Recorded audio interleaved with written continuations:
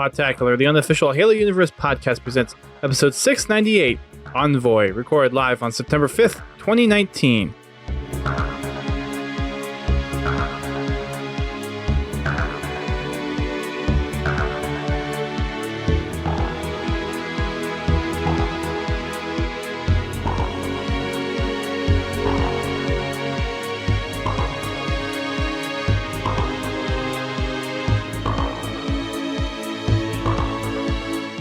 Hello everyone, welcome to Podtacular, the unofficial Halo Universe podcast. I am your host, Duststorm. And I'm your co-host, Godzilla T. And we are back after a week hiatus because of me being at Outpost, and we have another book that we're going to be talking about tonight. I finished another one! Yay! Yay! Dust finished the book. Yes. Slowly catching up. Very Emphasis slowly. on the word slowly. Very slowly. Now I'm what, 7 books behind? And there's another one coming out next month? Yeah. Great. Yeah. Anyways, so we're back, and I did tease a little bit on Twitter that I was going to show off something a little special I got. So for those on the live stream, you may have noticed I'm wearing something rather Outpost-like. So DJ actually managed to get me a couple of the official Outpost jerseys. Cool. So I am one of the only people who are not staff or mixer partners to get a jersey. And I didn't get just the normal green staff jersey. I also got the 405th jersey, the blue one. So DJ That doesn't look like it's going to fit recognized me, me. Dust. Huh? So that doesn't look like it's going to fit me. I don't think it's going to fit you either, unfortunately. So DJ brought me up on stage. 4XL. Remember that, 4XL. Yes, I remember. I still have to send you your Podtacular t-shirt. Unfortunately, that's only 3X, though.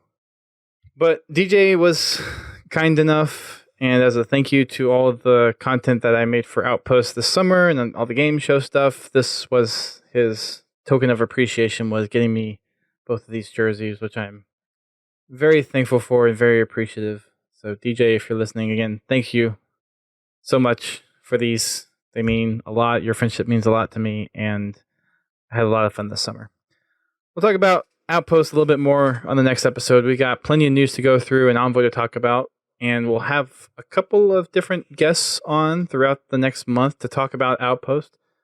We had someone that we met in Chicago who attempted to run the Pelican Trainer solo. So we're going to try to get him on the show.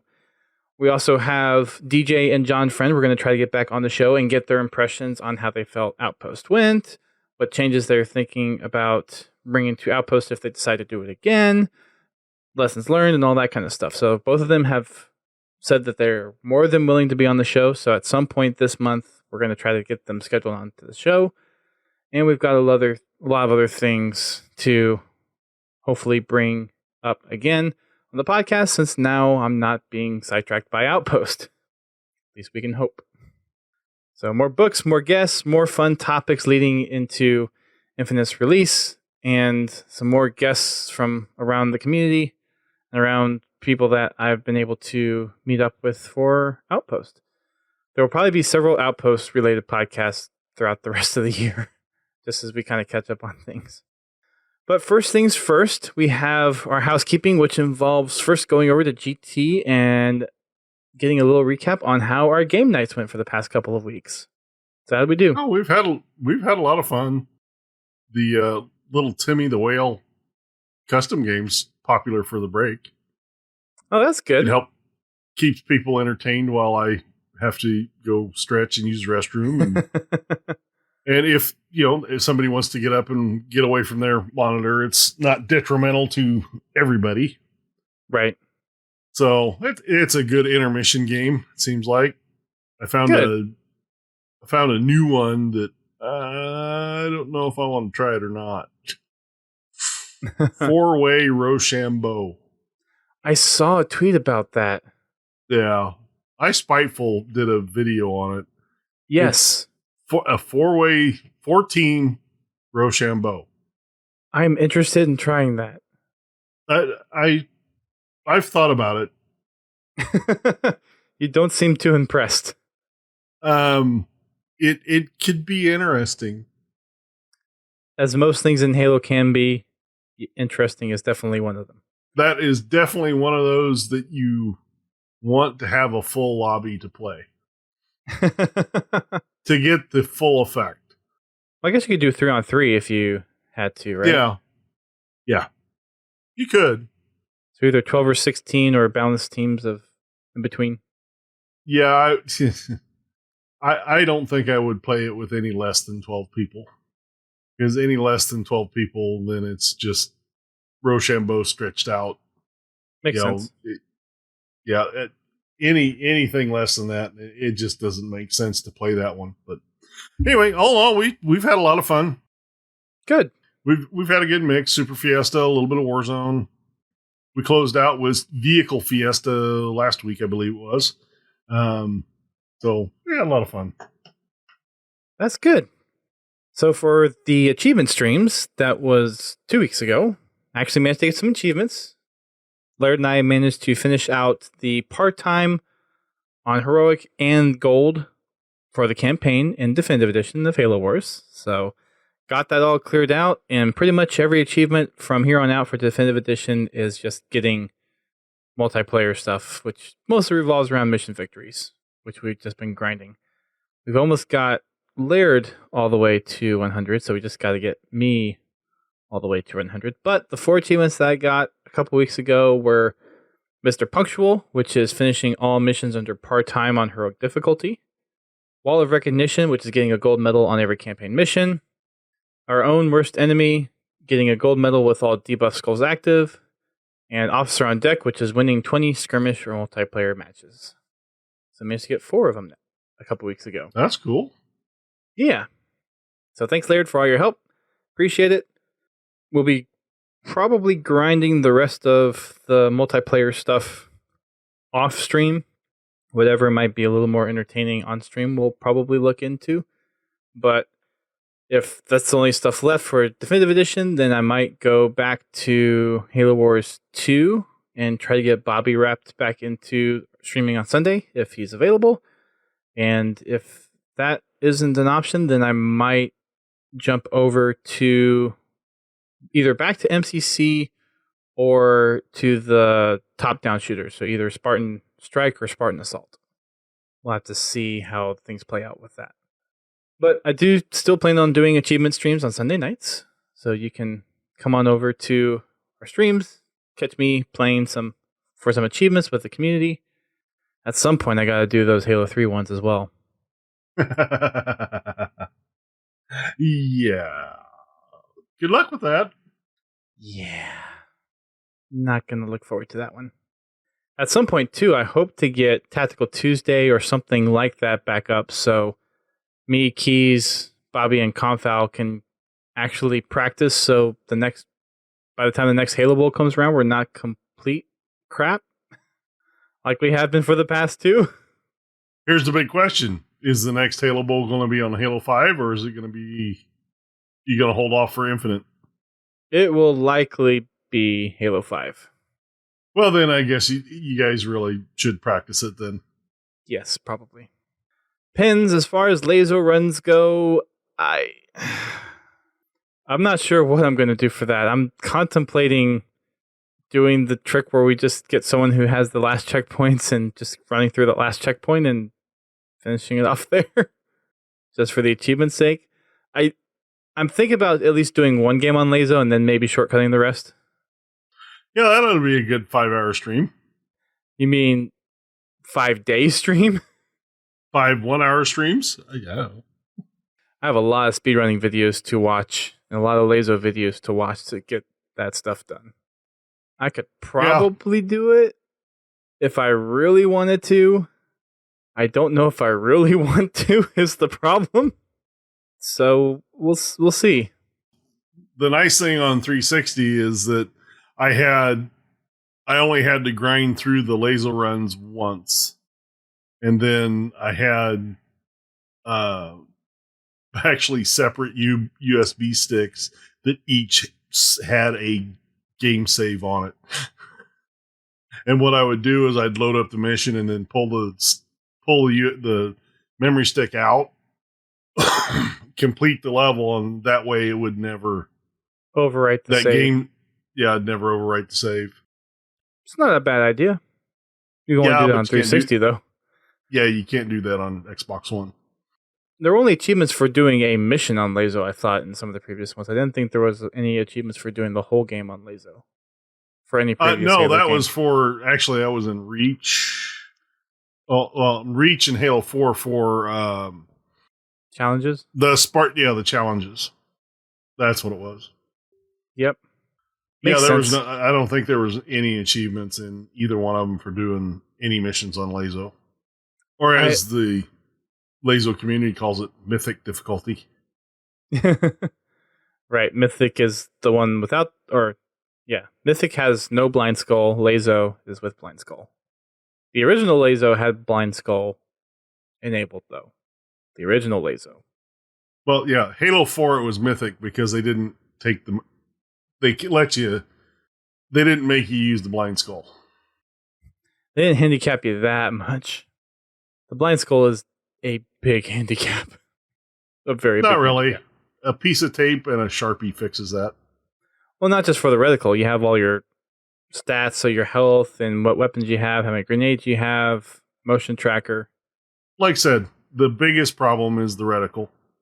Yeah. If you have the reticle, you can listen to the audio cues for the rest of it. Because that is the one thing I do like about Halo. Every single thing has its own audio cue. True. You know, the different grenades sound different when you switch to them. Weapons can be challenging because some of them sound a lot alike. But as long as you know what you have, and keep in mind which one you have out, then it's not a problem. Yeah. The health thing is you kind of get a feel. After you've played for a little bit, you kind of get a feel for where your health is, and that only really matters in games like Halo Reach, where you have to pick up health packs. Right, in Halo 1. Yeah. Or Halo 1 Anniversary, technically. Yeah. Because the original did not have skulls. Right. But, that's the only time that, you really need to monitor your health. All the rest of the time, you just need to monitor your shields, and that's pretty easy because when they're down, it's beeping at you. And when they recharge, you get the recharge sound. So that's pretty straightforward. Yeah, pretty much. But I haven't been brave enough to do Lazo on anything for a while. Well, at some point, I'll make an attempt. My sanity. Yeah. Yep. All right, let's jump into some news. We've got 4 different articles on Waypoint to catch up on from the last couple of weeks since we've been off. So first one is a summer scoop. A scoop. What this one is. Scoop. We've got a little bit of an update. We've kind of talked about some of this stuff already. The Gears 5 Halo Reach character pack we talked about last time. I also mentioned the very last Outpost discovery location and the Sea of Thieves thing where you could get the ship skin again. And then they also mentioned having MCC on PC at Gamescom. And they also mentioned the Fireflight. On here, I think they specified the thing that Postums mentioned about doing another round of flighting for Firefight. I think they said there's a possibility to expand the flighting for Fireflight round 2. I hope so, because I'd really like to play it. I would too. And there's already been an unofficial big team battle in Reach. Somebody has already modded the beta, or whatever you want to call it, the flight. Who? And they were playing. Who do you think? Game cheat. Exactly. Basically, all he did is he went in and modded the firefight flight to delete the AI and turn the 2 maps that they use into big team battle maps. If you've got the tools, it is Halo Reach, so the tools are out there. It's not like it's a new game that has no tools yet. I'm just impressed how quickly he can do some of that stuff. Well, I guess a lot has to do with how hard it is to implement. Yeah, and I don't know how. Well, I'm guessing the tool set's probably very similar, and he's modded Reach enough where he probably knew what to look for and what to do to get it to work. Probably. But yeah, I'm really looking forward to hopefully getting into the next flight. It would be interesting doing Big Team on Beachhead, because that wasn't a multiplayer map in Reach. Nope.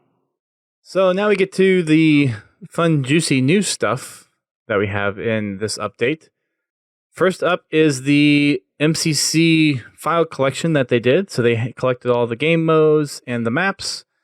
And there's still some work to be done, obviously, until the maps can be made available. And until Reach comes to PC or Xbox, we're not really going to get any of them anyways. But they said there's still more work they need to do with the current version of MCC. But for Reach and 3 and 4, they still plan on having that content available when those games launch on PC. Something to note, though, is when you want to pull your maps into MCC on PC, you will first have to load them in on Xbox after the appropriate update goes live for the particular game. And that'll save the files locally to your Xbox. And then you have to upload them to your file share and then download them to your PC. I wonder if they're going to implement some type of file browser.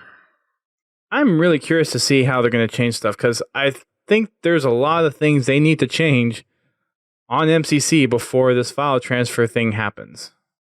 Like a file browser. Like expanded file storage. It doesn't even have to be in the game. If they could just put something on like the website to where you can bookmark or queue up downloads to the Xbox like it used to be able to do. That'd be nice. That would be acceptable as well. And then they also need to severely increase the number of maps that you can download for MCC. At minimum 400 slots. At minimum. With 3, Reach, and 4 having been able to transfer basically a total of 50 for each one, you at least need 150. At least. Add to the 50 that you can currently have, so you need at least 200 to not overwrite anything. Right. Like I said, 300 would give you 100 maps, 100 game types. Plus 100 for anything else? For each game. If you had 300 slots, because it's total for MCC, it's not just per game. You only get 50 slots for the whole game. Right. So you just said 100 slots for game modes and 100 for maps. So where's the other 100 that you want to put? No, I mean per game.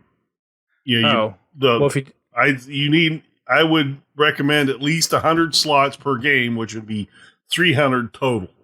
Right. 3, 4, and Reach. Yeah.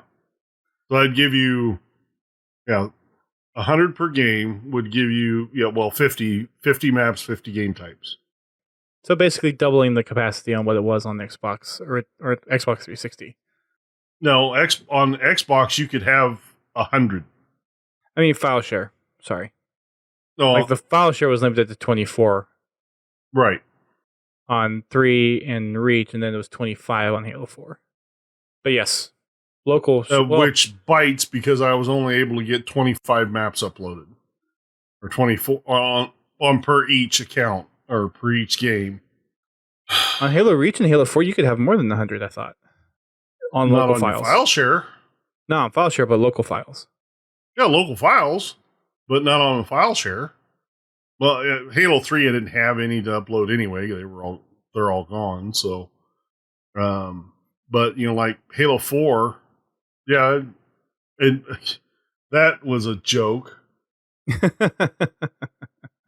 I don't know what the heck was going on, but it took me an hour to get those damn things loaded up on my file share. That file duplication and file reading bug has been in Halo 4 since it launched. Yeah, I know. It has not got any better. There was actually a couple of them that I wanted to upload that just would not upload. No matter what I did, they would not upload. Even after changing descriptions or resaving. There were a couple of those I ran into. I had to change description or file name or the author because they were not allowed on Xbox Live in order to get them up there. Yeah. I did get all the mole maps converted over whenever I decide to get that thing finished. That's my next project to tackle. My next Halo project to tackle. But I don't know where my very first Forge map I made was in Halo 3. I attempted to remake Chiron in Foundry. I don't know what Xbox I did it on. I don't know what hard drive or thumb drive or wherever that map is. But I couldn't find that one, so I'll probably try to recreate it at some point. See how it goes. Well, see, you got to do that in Halo 5 now. That way you be up to date ish. Someone's probably already done it, but yeah, that's what I was gonna say. Someone's probably already remade it. Well, if I remember right, somebody remade it in Halo 3 anyway. It was already been done, but unfortunately, right now there is no way to find that out. Yeah, because we have no way to browse maps or game types. No easy way. Right. Summer season is done, which means this ranked season is now over. So fall starts a new ranking season, so everyone's ranks has been reset. So if you want to go back in and work on your ranks again, now's the time to do so. And we've got our September calendar, finally found it, in this update as well. This past weekend during PAX and during Anaheim, Outpost brought us Rockin' Rails in replacement for Foreigner Slayer and Warzone Turbo. September 3rd, which was Tuesday this week, starts the fall 2019 season, and it brings head-to-head into the ranked playlist for the month. September 5th, Action Sack Refresh goes live, and it is live as of a tweet today. And it rotates in for core play. On September 12th, Anniversary Throwback will rotate in for Rock and Rail. Warzone Assault will also be live for the weekend.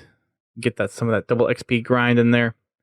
September 19th, ODST Slayer, which is brand new, rotates in for Action Sack. So we've got a little bit of new stuff to work with here. Mm-hmm.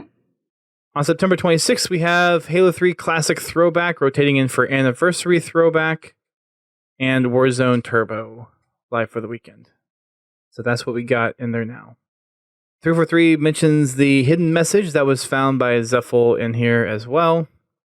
They also directly link to the file. So if you don't want to go fishing around for it, you can go and look up the file directly in this update. Just based on, I think it was Unishek that wrote this one. Yeah. Based on what Unishek said, some members of the studio expected it to take a lot longer for people to find, but at least it was found.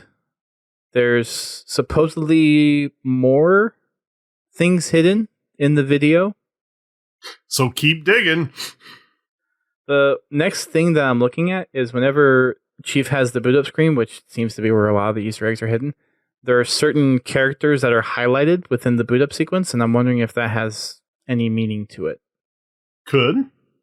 Because I know there's a bunch of Xbox Live codes in there, which all of them have probably been redeemed at this point, but aside from that, with certain ones being highlighted, I'm wondering if that means anything. Yeah, the 20 that I tried had been. It sounded like a lot of those codes were gone within minutes of them being shown on the live stream. It wouldn't surprise me. It didn't even dawn on me that they were Xbox Live codes until the next day. I was so pumped to see an Infinite trailer that the whole Xbox Live thing just blew past me. Right. Then, really, it was a free month of Game Pass. So, for the promo, it wouldn't do me any good. So, kind of thought people are just ready for codes, and once they see codes, they just scrape the screen, do character recognition probably, and redeem them as quickly as possible. That's probably just what happens. And the fact that I can't type that fast doesn't help any. They're not even typing at that point. They're just literally copying and pasting from character recognition software into code redemption. There's a couple more people to join the pro team at 343. We've got Cleat Assault, LaRusso. That's an interesting last name. And he's been a part of quite a few significant teams, such as Status Quo, Team Liquid, Cloud9, and Optic Gaming. We've also got Anthony Magias. I think that's how you say his name. He competed in Halo Reach for Teams Legendary and Team Pure before retiring, switching over to some PC titles. So he's back over on the Halo stuff to work on both Xbox and PC. So that rounds out our pro team to 9 individuals now. We've got Clutch, Hines, L-Town, Baby J, who I don't know, Anthony Magias, Mikwin, Gregor, Hellhavens, and Assault. Speaking of pro teams, we've got the UGC Halo Classic Atlantic City happening this weekend. There's a lot of events happening too. There's a Halo CE 2v2, a Halo 3 4v4, a Halo 3 FFA, and a Halo 5 2v2, with over $50,000 of prizing across all 4 tournaments happening this weekend. You can watch the streams over on mixer.com/UGC events, twitch.tv/UGC, and taking advantage of the brand new live.halo.gg. And this will all be taking place in Atlantic City, New Jersey. So if you're in the area, I wonder if UGC had to set up had to set up a Microsoft account. Yeah, everybody did. You think they had to wait 24 hours to get their stream key? If they did it early enough, they probably didn't have to go through the process of requesting it early. Yeah, if they had to, they probably got it escalated and quickly. Yeah, I'm sure as soon as they hit the submit button, they had it. Probably. I'm still waiting on ours. Yeah. I'm assuming our account's in good standing, so I don't assume it'll take that long. Speaking of which, I had to check my account. I used my Xbox Live account, so when I signed up for it. Yeah, I did too, so I believe ours are already set because they're already linked to Microsoft accounts. If you would like to attend the UGC Classic at Atlantic City, the spectator passes are $40 for you to attend.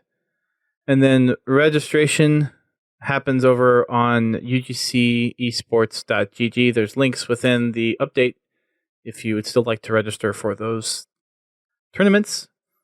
We've got some Microstore events happening. The next one is going to be on September 29th, and it'll be a Halo 5 2v2.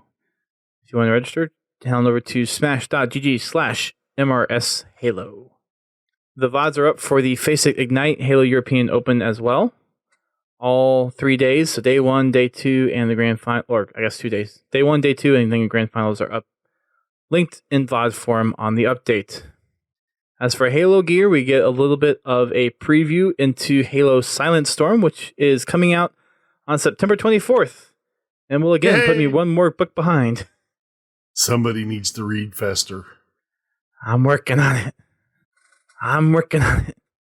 So there's a little synopsis you can read if you would like to for Halo Oblivion, not Halo Silent Storm. And this is a sequel to Halo Silent Storm. Might be reading that one next. We'll put out a community poll for the next book, and we'll see what the community would like us to read next. We got some radar blips. For Halo 2, there's been a petition going around for support to come back to Halo Wars 2 to fix some things and bring some more DLC. And I believe Postums or someone replied to the community on Twitter, and they kind of had a little bit of recap on his response here in the update, saying that the support for Halo 2 is really not in the place where they're going to be doing any improvements. A lot of that work right now is focused on MCC on PC. So unfortunately, Halo 2 is kind of on the back burner as far as new updates, bug fixes, and all that kind of stuff.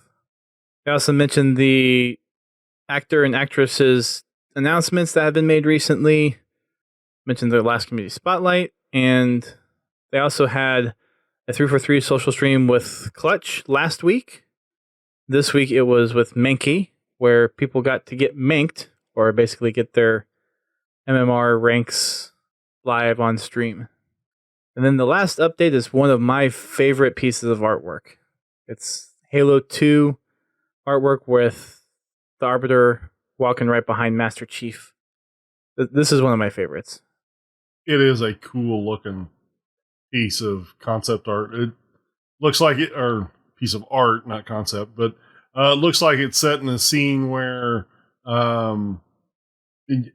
after they defeat the flood and they jump down the hole and they're walking down the hall. That's where Halo he 3. sees Cortana. That's Halo 3. I know, but that's what it reminds me of. Oh, gotcha. For those of you that are in the live stream, we have this new view. Heyo! Right now my camera doesn't work in the view, but you can see the picture on the live stream now. And you can see all the tabs I have up here as well. We're working on the delivery of that. Yes. I figured with the community spotlight, it might be nice to have something like this up today. So still working on that piece. Next up, we have an MCC development update. We've got quite a few little smaller updates to go over as well, so I'm going to hit on those real quick. For last week's update, not this week, we have a little bit of playlist updates kind of overall. So there's some patching that went through some public flighting, and there's some updates that they're looking to bring those flights into the update. Right now, they've got a couple things that they've added. Halo 2 Anniversary Fast Slayer, which involves ranked matchmaking. Its BR starts, 25 kills to win, and a 5-minute time limit. Wow. It's fast. That Very would be a fast. fast game. Partial team matching is in place, as well as a plus-minus 15 rank matching.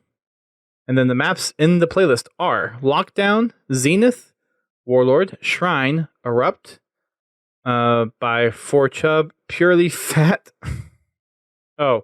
Created by 4Chub and Purely Fat. Oracle, created by Squally the Beans, who we had on our Forge panel in Anaheim. So shout outs to Squally. Muskrat by 4Chub and the Psychoduck. Select by Secret Snitchel, and Run Knockyard Run. And Stigma, also by Squally the Beans.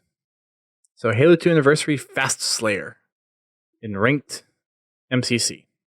And then for this week, yesterday we got an update from Postums. And this one is a couple of smaller updates. Some updates to Halo 3 Action Sack with the addition of VIP.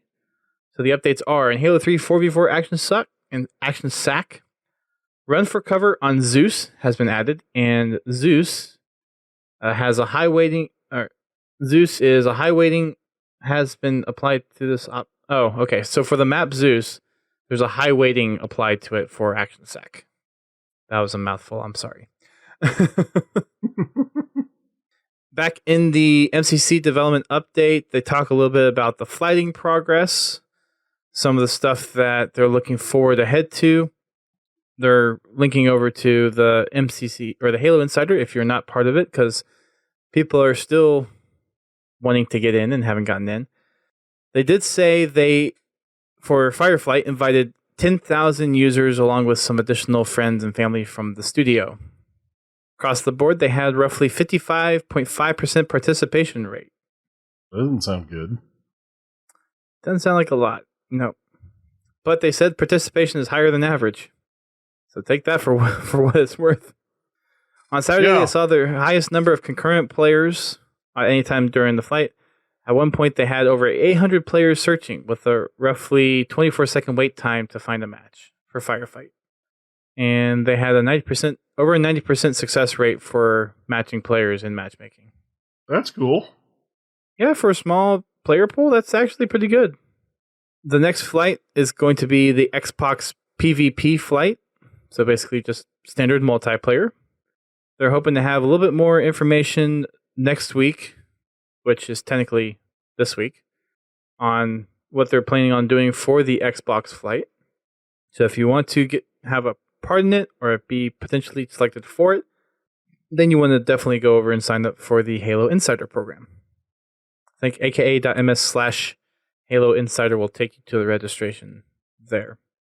There's a little bit of a Q&A between Postums and Michael Farney, who's the senior producer from the publishing team for MCC. There's a couple of different things worth noting in here. They do have a little discussion on the whole memory issue with Xbox One. So kind of expanding on the thing that I can't remember if it was Postums or Scoops brought up as far as the memory constraints with how many engines that they're doing. But they dive into that just a tad bit more. They also talk about some of the other things that they're doing to get Reach into the collection as a whole and some of the other PC-specific stuff.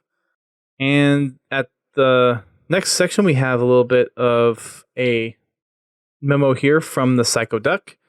Haven't really had a chance to read all through this one, but talking about some quality of life improvements and some milestones that they've made with Reach on PC. So if you want to dive a little bit more into that, then check it out over there. And then we also have a little piece of update from Scoops as well. And we'll get into a little bit more of that next week. But for the most part, there is still stuff being worked on for MCC on Reach for PC and Xbox. So as soon as they have more updates, we'll be getting more. Heading on over to the Action Sack refresh. This is from Unisec, posted today. We mentioned this a little bit already from the September schedule, but we have the full list of Action Sack game modes and maps that are going to be coming to us in the Action Sack refresh. So we have Cannonball Evasion, which is a map and mode together. So it looks like you'll be shooting cannonballs at other ships. Not sure how this one is going to work out necessarily, but looks interesting.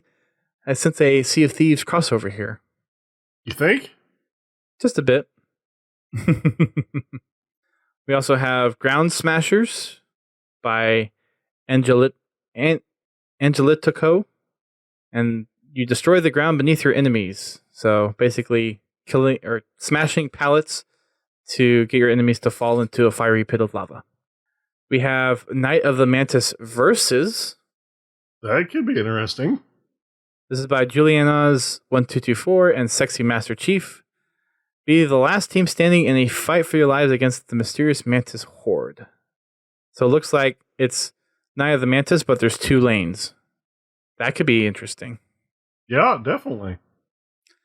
There's Pig of the Hill, which was made by Run Knockyard Run and Agent 085. Escort Olive the Pig to the enemy base and have more players in the hill than the opposing team. So I bet there's some scripting in there. Probably.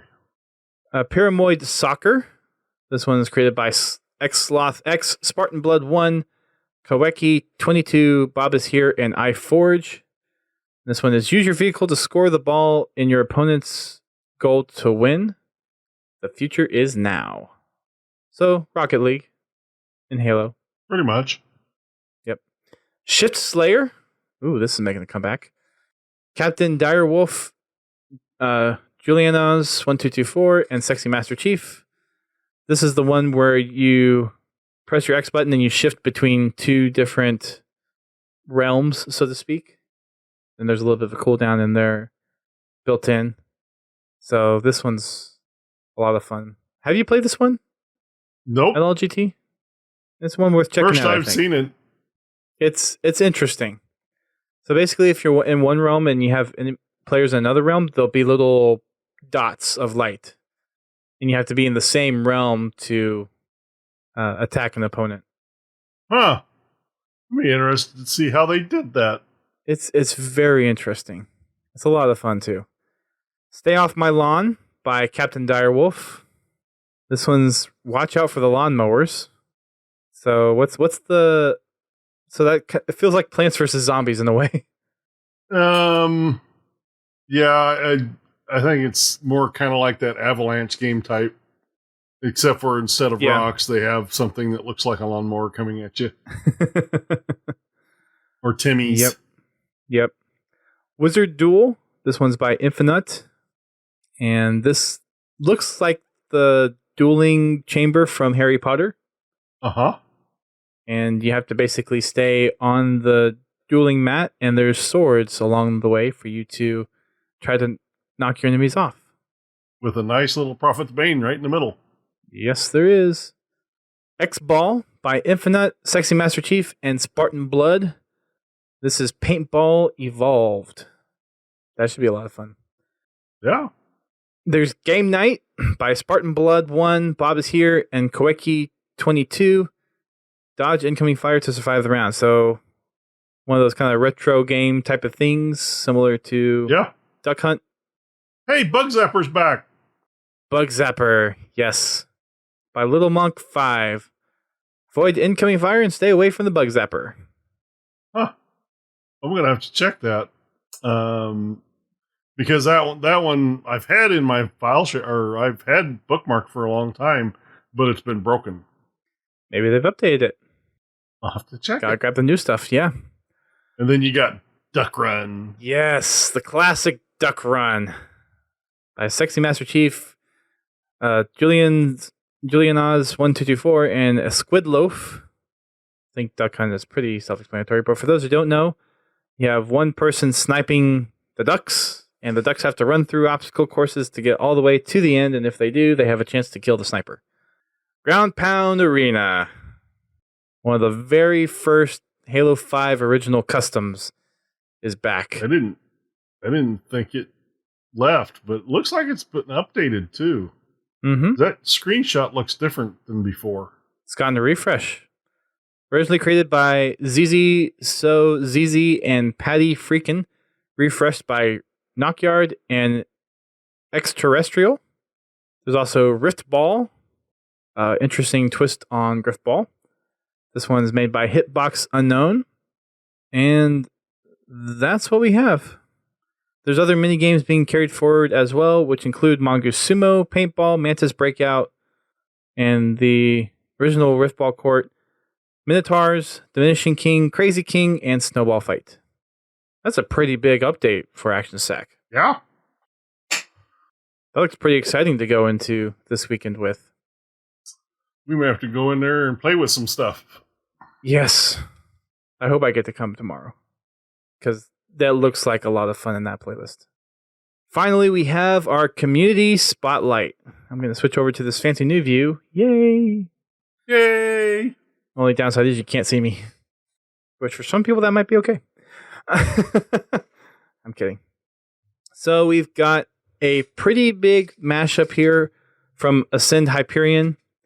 I could have gotten in this thing. I forgot to send my Spartan over, but he basically took to the community to ask for different armor permutations or character that people have identified with throughout the Halo franchise or renders that they've done or that kind of stuff. And it's just a massive montage of a bunch of different people. It's like a Spartan class photo. Pretty much. You'll see some non-Spartan characters in there, but it is mostly Spartans. I should say a Halo class. Yes. I only see 3 non-Spartans in here at the moment, but it is mostly Spartans. There's also a little 8-bit theme for Halo. Haven't had a chance to check this one out yet, but there's been several Halo theme renditions in 8-bit, so I can only assume it's probably as good as those. Just think Pitfall and put the Halo theme in there. Pretty much sounds just like that. Very nice. What should we go through here. We got some really cool renders, which look like they could be from the game again. It's just insane how good these things are. This one's really cool. The Arbiter and Master Chief with their Halo 5 armor permutations.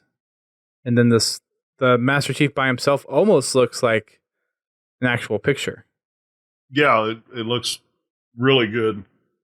Got some SFMs in here, which are always very cool to see. It's interesting because it's an SFM on the Forge World. Yeah, Forge World key art from Halo Reach. So that's an interesting combination of the two. Got Hell Jumpers, the Master Chief with an eagle on his shoulder, and what looks like kind of the Sniper Ghillie mask. Yeah. Yeah. What about you? Anything I like up this here? hunter. You scroll down a little bit further, that hunter, that looks pretty cool. All contrast. It's all good stuff. I mean, yeah. There's nothing here that it is not worthy of praise. It's amazing how much stuff there is every time she does one of these.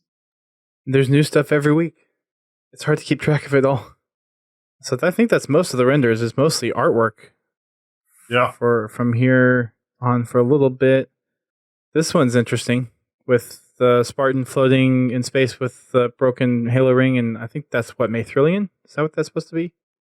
That would be the Forerunner homeworld. I think it was Maythrillian. Yep, Pins confirmed. Thank you, Pins.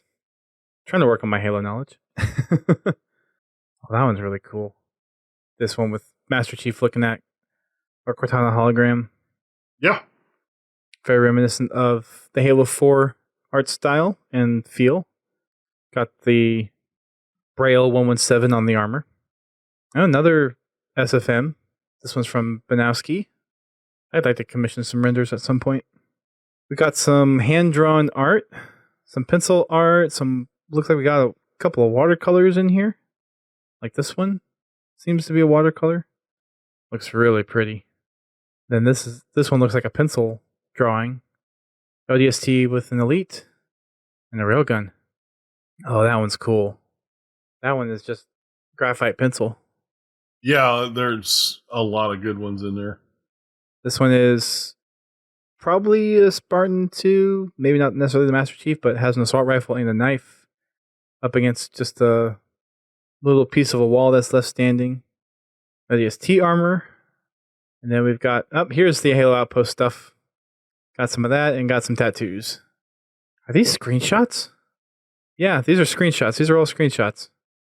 That's crazy. It's like a wave effect around a Photos armor that's all white, pink, and purple.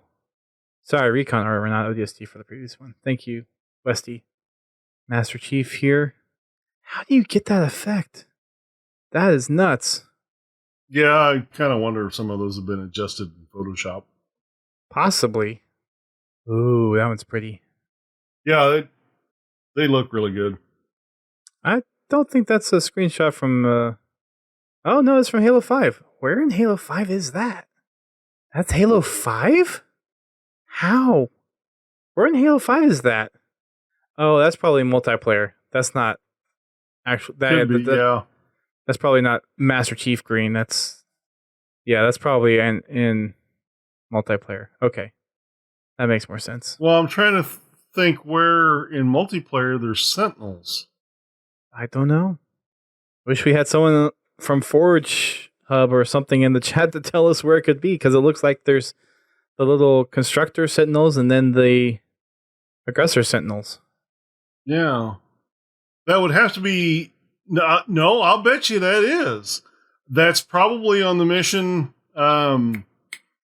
where you meet on the planet Exuberant? The builder planet. Yeah. Genesis, yeah. I'll bet you that's where that was taken. Yeah, they don't... The Novellas who took it didn't say where he took it from. But yeah, I'll bet you that's where it was taken. Probably then. Yeah, I don't know. That one is hard to pinpoint. That's the only place it could be is on Genesis. People in the chat think that it's still not the Master Chief Green. But then how would you get that side animation with his arm down by his side? I don't know. I might have to tweet at him and be like, hey, where'd you take this? Because I can't figure that one out. I really can't figure that one out. Yeah. I don't either. But I can't think of what multiplayer map that would be on either. Pens was saying Valhalla, but that doesn't look like a pelican. The cockpit. Or not a forging one. I don't remember any Sentinels being on Valhalla. No. I think they were just being campaign. Anyway, yeah. We got some videos, montages for the most part. A couple of map reviews. Forge art. In one of the videos, or? No, right there. Scroll down. Down, not up. Oh, below the videos, yes. Yes. Just hadn't gotten there yet. That's an interesting look. Is that supposed to be a cat? I have no idea. That's a creepy looking cat. Totoro. Or, yeah. Huh. I like the fishing scene. That's pretty good. That's kind of funny. Two elites, a grunt, and the Master Chief fishing for Timmy the Whale. That's cool. Oh, they actually forged in a mongoose and have the chief sitting in a mongoose. Oh, that's what that is. With looks like he's got a ball in his hand. Yeah, okay. That's what that is. Cool. And we're on to tweets.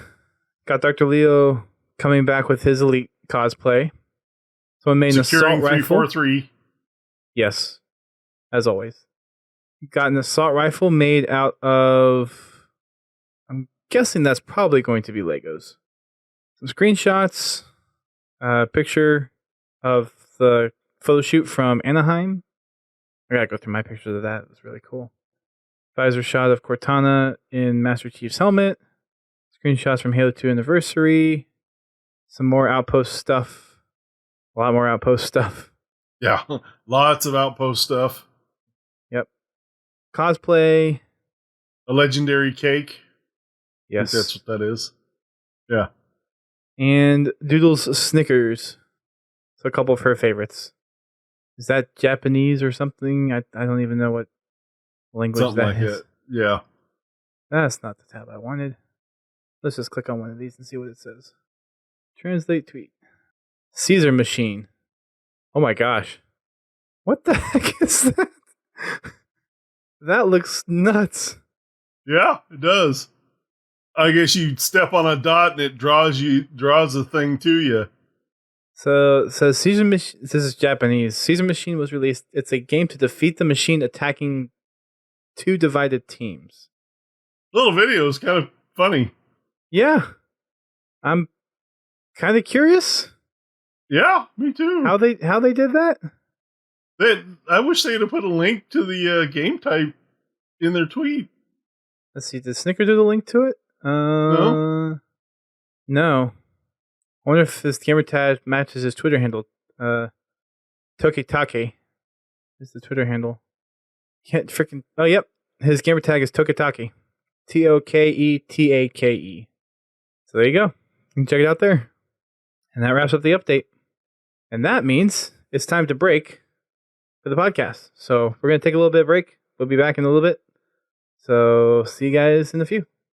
Now we're on to the show, or part of the show, that we didn't hope it would take an hour to get here, but we did. So now we try to get through what is probably one of the longest Halo books I've read in a matter of an hour, or however quickly we can get this thing done. Huh. Hopefully it's a little faster than that, because I would like to get to bed before midnight.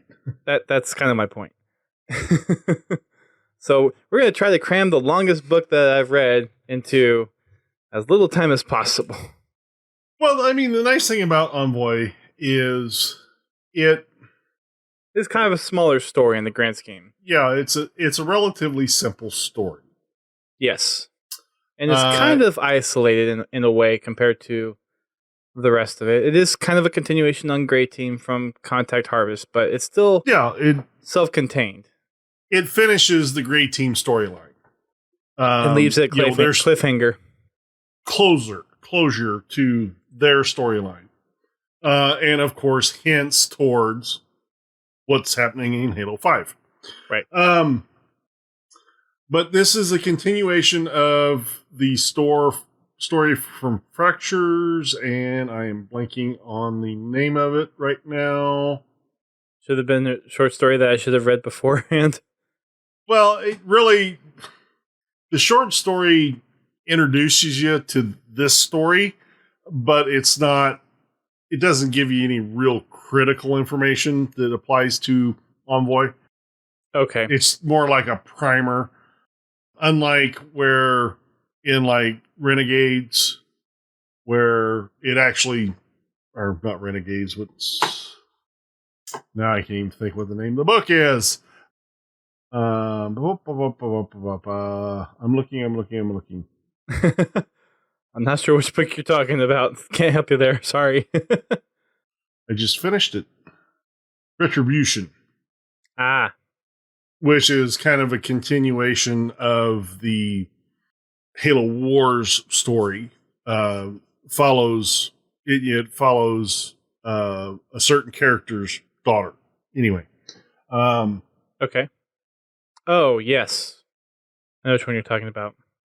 Envoy, it's pretty simple. It's basically the expected battle between Sangheili that view the human race differently.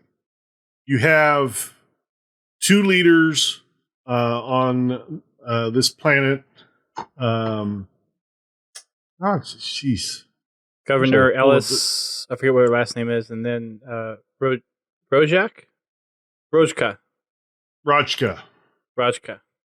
Yeah, I'm trying to remember. You need the Halopedia link?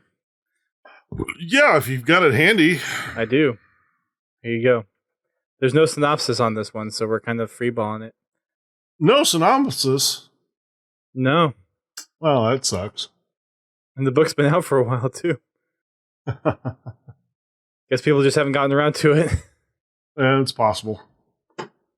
So the premise is pretty much we have the planet Cairo, or Caro? Caro, yes. Caro. And you have a major human city, Soraka, which is where the short story kind of takes place.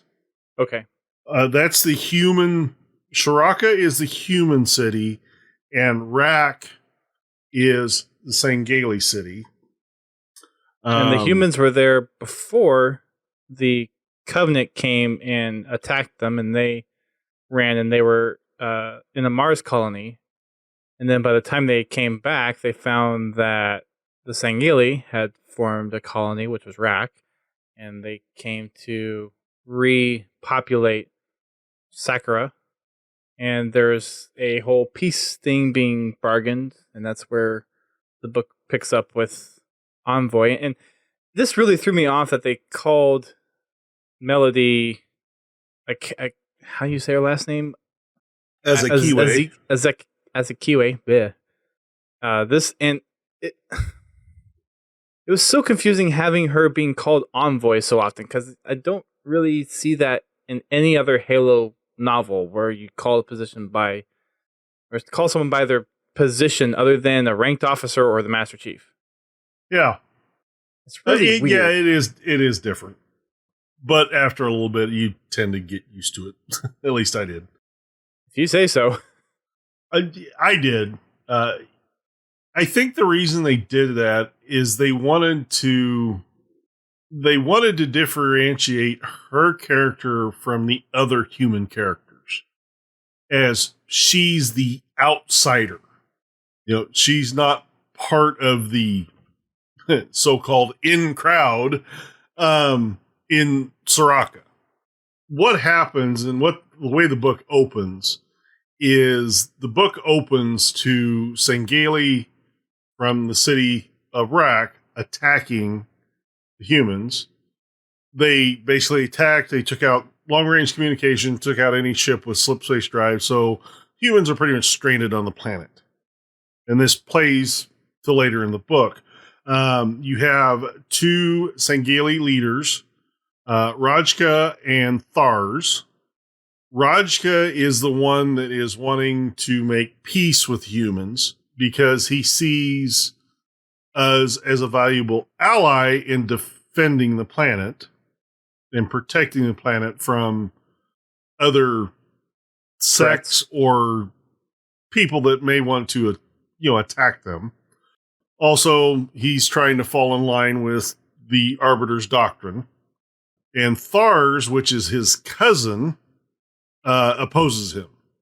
And he launches an attack with the ships that he controls against Rajka and humans to try to seize power. And basically, in the process of doing this, they wind up destroying their entire fleet, or severely crippling their entire fleet, which inevitably pretty much leaves them defenseless. The fourth party to this is Thars hires brutes to help him overthrow Rajka.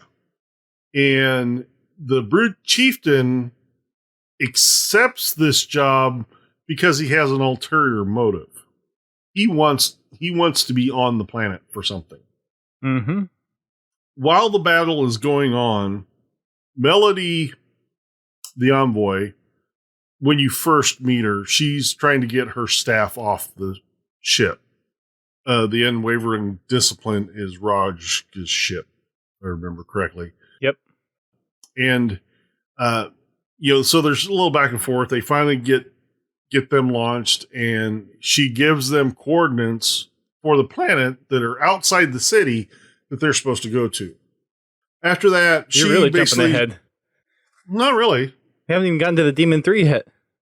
Well, if you would just push, we haven't got to the Demon 3 yet. She gets rid of her staff, and then we move into that. Next, she stays behind because she is trying to plead. Yes. Yeah.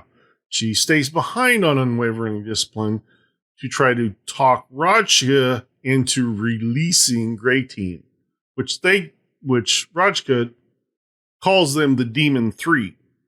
And the reason they do that, one, is they called Spartans demons, but these three particular Spartans are responsible for destroying his homeworld, which is why they relocated. They were basically, that's why they moved to this planet, because their home planet was destroyed.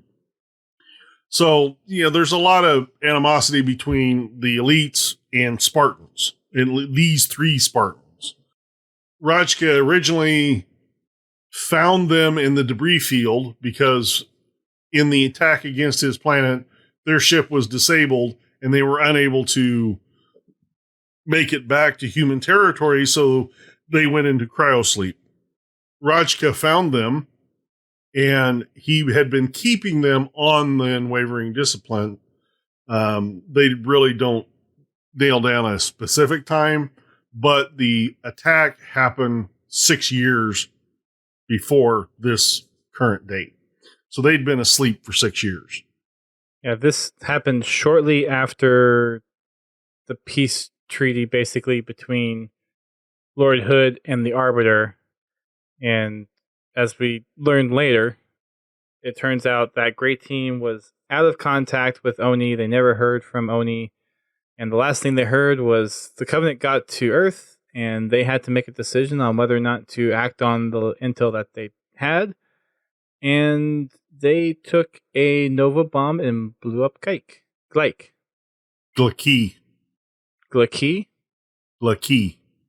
I would have never guessed that's how you pronounce that word. That's the positive of having the audiobooks. You get them to pronounce the stuff for you. Well, it's funny because I listened to both Podcast Evolved and Halo Completionist before hopping on, and they all said Glyke as well. Yeah. Well, like I said, the audiobooks are, I would assume, more curated by 343. Right.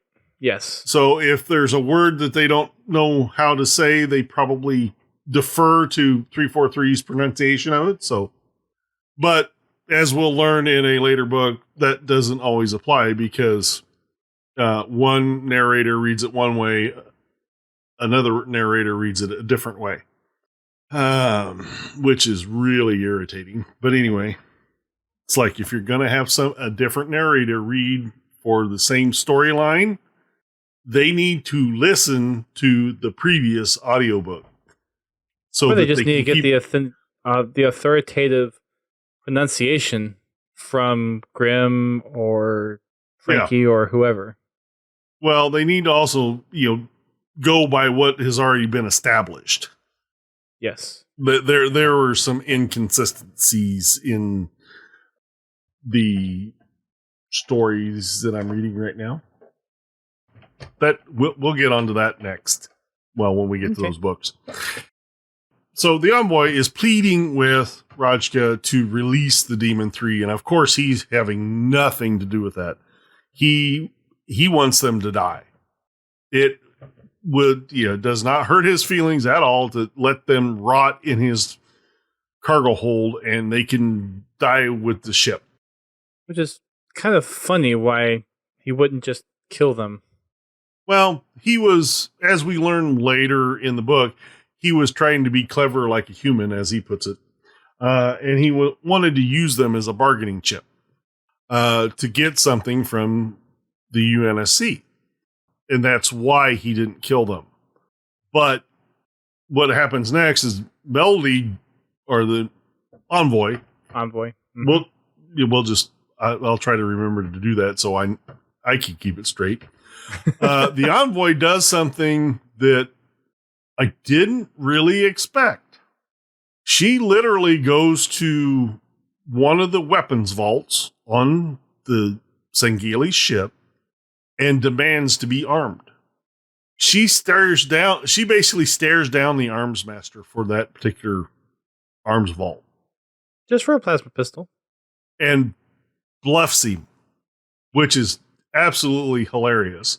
Yeah. Well, it's actually pretty plausible. The way she did it, she basically pulled the honor trick on him. Basically said, you're going to deny me the right to die defending this, or defending my life, or something like that. But anyway, she goes in, she picks up some plasma grenades, a plasma pistol, and she finds this Kigyar shield that she saw on the initial tour of the ship, I guess it was. And of course, all the Sangheili are snickering at her because, she's just a human. Just a pathetic little human. Yeah, this human's got a brain. Well, from there, she goes to the storage hold where Grey Team is. And of course, Rajka has two of his trusted guards watching the door. And she does something that is actually kind of funny. She takes a plasma grenade, sticks it to the wall, triggers it, runs up to these two guards, and basically says, they're boarding back there, and there's Envoy coming through the breach. And then, the grenade goes off, and she, her little internal monologue is, please don't let these be the two Sangheili that don't want to get the free kills. Thankfully they weren't, and they ran out the door, and then they found that they ran down the hall, and of course she tries to open the door and it's locked, so she shoots the control panel, and of course it still isn't open. So she puts a grenade on it, blows a hole in it, and about then you hear the two Sangheili say, "There's no Envoy down here." They've been tricked. That was just the icing on the cake for that particular one. Anyway, she darts through the hole. She takes the Kigyar shield, shoves it in a hole, turns it on to block the hole so that nobody can follow her in. And she does a rapid thaw on Gray Team. While she's waiting for that to happen, of course, the Sangheili show up. They try to get the doors open. There's an explosion. The Envoy gets hurt. And then you get the where Gray Team wakes up. They spend some time trying to figure out where they are, what's going on. The Sangheili break through the door, and they fight. Of course, Adriana is upset because somebody opened her cryopod and took her weapons. I mean, I'd be pretty upset too if I woke up and it's just the way I was missing something I was expecting. It's just the way they worded it. It's like somebody took her woogie. I don't even know what that is. Your blanket. You said every woogie, little kid's right? got woogie. Some people call them woogies, or stuffed animal, or something. A lot of I've never heard kids that term have before. a blanket or a stuffed animal Right. that. Well, there's some people. Some of them, just one of the things that I've heard kids call them is their woogie. But anyway, that's beside the point. But that's just the way it kind of came across as they said that. Sure.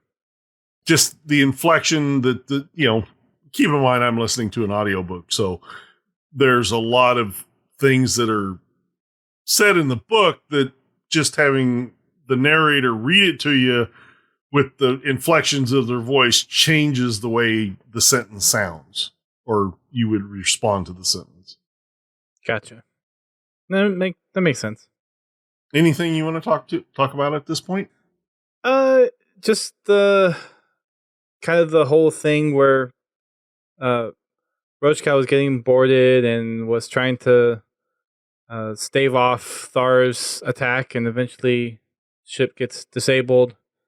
And I think he pretty much covered most of the stuff. I can't remember if there was some dialogue with the folks down on the planet in between here and now, but I know there's some stuff regarding the kind of like how governments run on Cairo from the human side, the Sirakans. But I can't remember if that was mentioned already or if it was mentioned a little bit later. Well, it's basically all the mentioning they've done so far is, your typical emergency response stuff.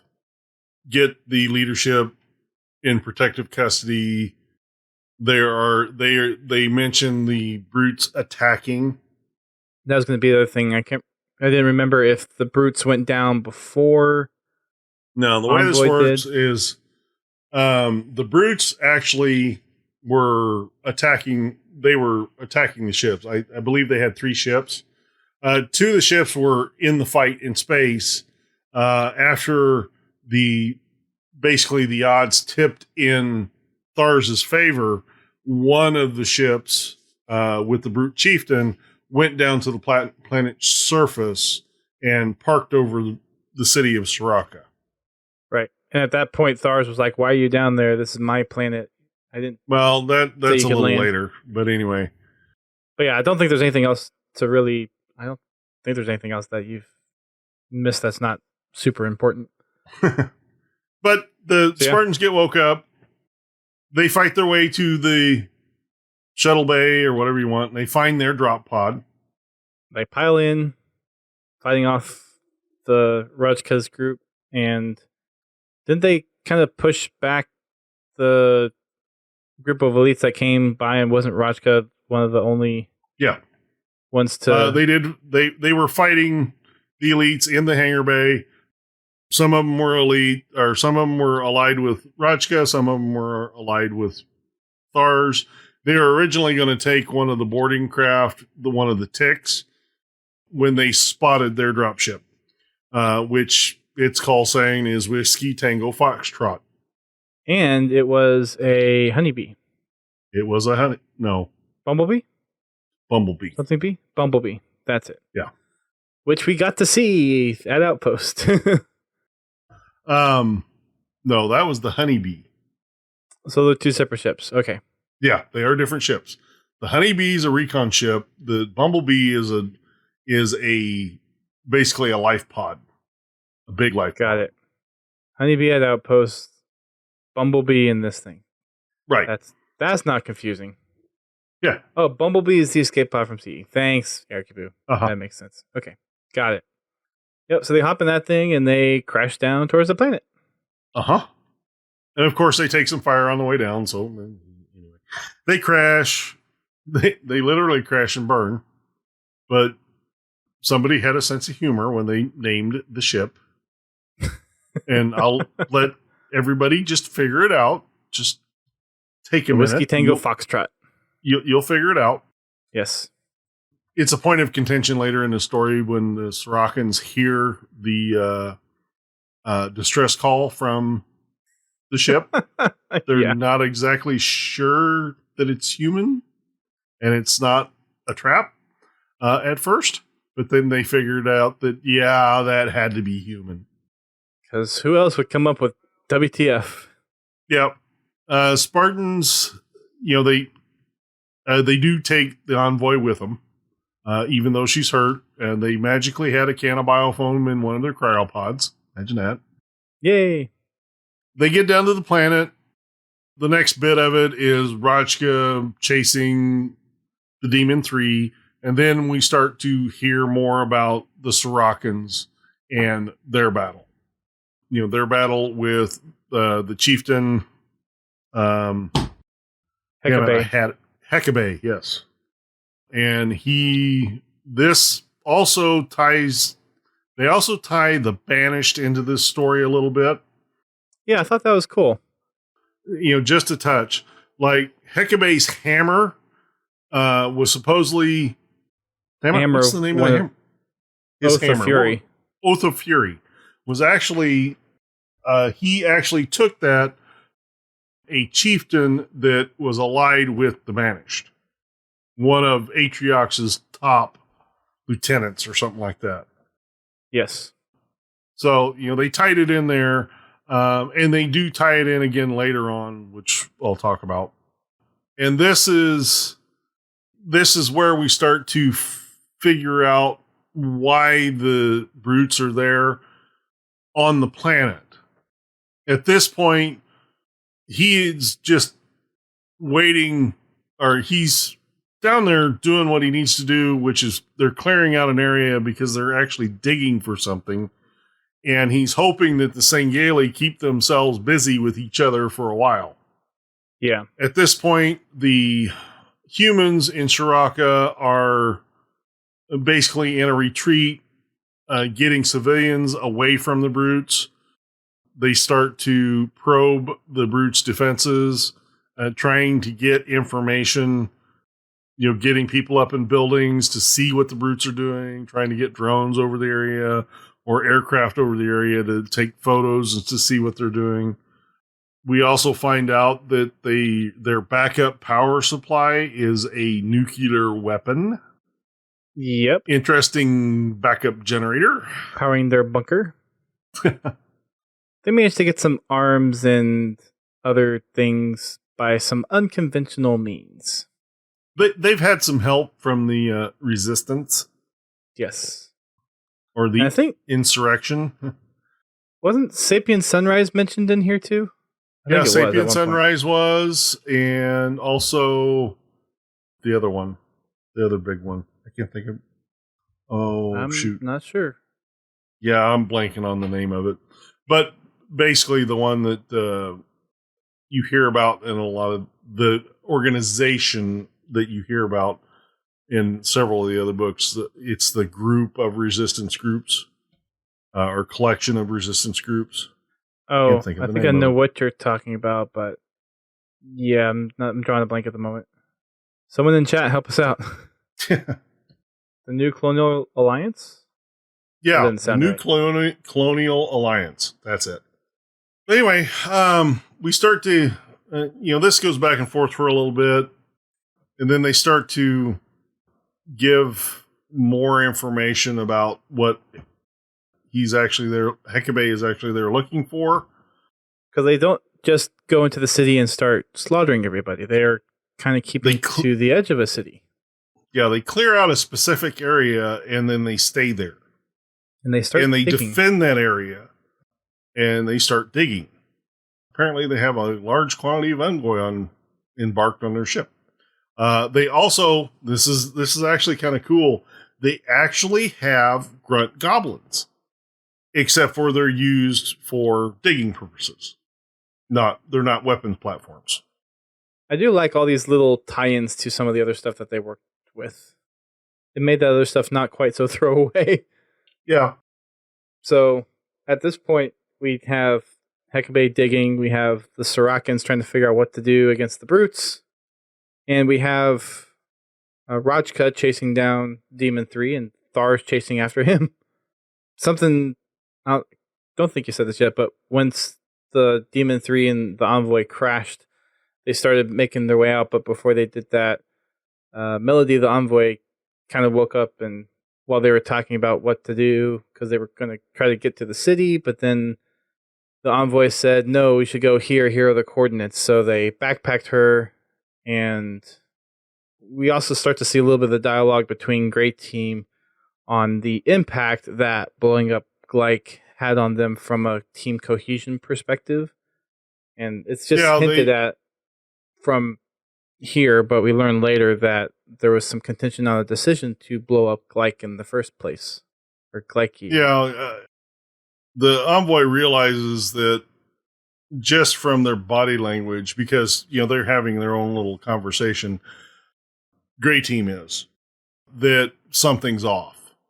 And the way they respond to each other, the team is broken. They've lost trust between each other. When it comes to fighting, they're just as lethal as ever. When there's an objective like self-preservation, stuff like that, or they have to come together to fight. That's not a problem. The problem they have is, they've never really had a leader. They just kind of all agreed to do the same thing, and Jai was the closest thing that you could come to a leader with the team. It was, he would suggest things and the other two would agree to it, type deals. Unless they didn't. Like, killing a certain insurrectionist on the rubble. I should probably mention, in case people don't know who Demon 3 is, or Grey Team, it's Jai 006, Adriana 111, and Mike 120. All Spartan 2s. Uh-huh. Yes, they are all Spartan 2s, and they are all troublemakers. Even in training. In Spartan training, the reason they are grouped together is Jai and Adriana, for the first several months of training, would escape on a regular basis. And each time they would escape, they get a little bit further. And as they got trained, they got a little harder to catch. To the point where they were shooting them with tranq darts to avoid injury. That's how wicked these kids got. And yeah, I do mean kids. And they basically put Mike with him because he did something similar, but he literally learned to fly a Pelican after watching someone do it a couple of times. He stole a Pelican and he kind of crashed it. They were all of the same mind. They're very independent thinking Spartans, but they kind of mesh with each other. They work well with each other. Their different talents complement each other. Yes. That's a good way to put it. But all in all, it's up to this point, it's really just kind of filling in story leading up to the main story of the book, which it's not primordium long, but it's up there. we get a little bit more backstory on the Sorokin governor and lieutenant governor, which you have Governor Ellis Gass and Vice Governor Lamar Edwards. And every time they say Lamar, I'd be looking for a donut. Okay. We have a donut shop around here that's Lamar's. Lamar's Donut Shop. Really good donuts. Unfortunately, there's only one left in Kansas City, but just gotta stay open up long enough before I come up there. Yeah, you probably don't want to go where they are. Oh, it's one of those places. Got it. Good food, but not exactly the best part of town. Anyway, let's see, where was I? Oh, you have Elise and the governor going down to the underground facilities, their underground base, where they're starting to plan all this, reaction to the brutes invading. You also learn that Elise's son is part of the militia, and that's how they refer to their army. That's basically, it's not really an army. It's pretty much an all volunteer force. And, it's basically there for civil defense. They do have access to, arms and armament, light and heavy. They got some really heavy stuff. Which they have collected from multiple sources, some of them legitimate, most of them not. They have, they go through and they start planning on what they're going to do. They have an argument about what they're going to do with the, I think they have 8 remaining ships, but the ships that they have are basically tugs. They don't have any kind of slip space drive or anything like that. They do have some hidden ships that they use later on. Yeah. The reason he is down there is Hekabe came down to the planet, is he's looking for a forerunner structure that is buried underneath Soraka. And about here is where we get to the point where Thar's chasing Rakshka back down to the planet, because as Grey Team was escaping, he basically tagged him with a tracking device, and he had been keeping their presence a secret from most of his crew. And basically, he announced that to his crew, and they fought to get Unwavering Discipline's shields back up so that he could follow after the Demon 3 to hunt and kill them. And that's basically what is going on with that. Rajka's hunting the Demon 3, and Thars is hunting down Rajka. So it's kind of interesting battle. It's a big game of cat and mouse. Uh-huh. But back to Hekabe. At this point, we start getting a little bit of information about what he's after. He's after a forerunner structure. And he talks about how for the brief amount of time that they had power, that he took advantage of it and collected all this information while he had access to it. From the prophets. And from the prophets and from the archives on Installation 00, the Ark. The Ark, yes. He raided a repository or something like that to get a bunch of this information. So it led him to this foreigner facility, and he also found a foreigner artifact on the Ark, which, kind of putting 2 and 2 together, led him to this foreigner facility, which has some very powerful beings inside, shall we say.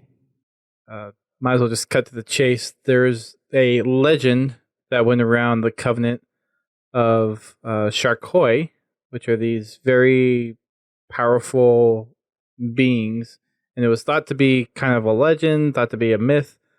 But it turns out that, and we'll find out kind of why, the prophets were actually kind of holding on secretly to this information as kind of a last resort if they needed to wipe out humanity. Thankfully, it never got to that point. The deal is the prophets never knew how to control them. They could release them and kind of point them in a direction, but they had no way to actually control them.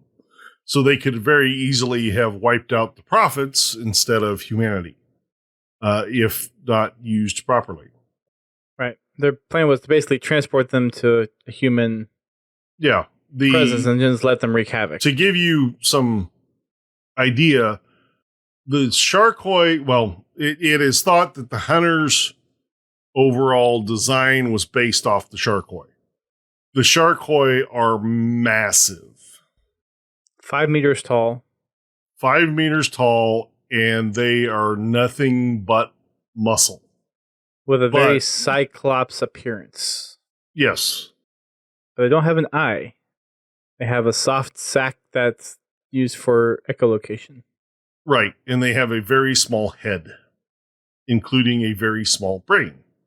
They're not that intelligent. They react in their natural habitat. They react more off instinct and than they do actual thought. And what happened is the Forerunners went through and surgically altered them to the point where they have little devices in them that a single being can control them. So think of little like cockroach computer things that can like direct them where to walk and stuff. It's basically like implants. Yeah. And I think there was another mention in the book too where they were not targeted by the flood because they weren't really deemed that intelligent to infect. Yeah, they don't have a sophisticated enough neural network that where the flood can infect them. You have to have a certain amount of neural activity before you are deemed a good host for the flood, which is, this is what kind of rubs me, because even at that, they're still biological creatures, so they could still be used for biomatter to generate infection forms or something like that.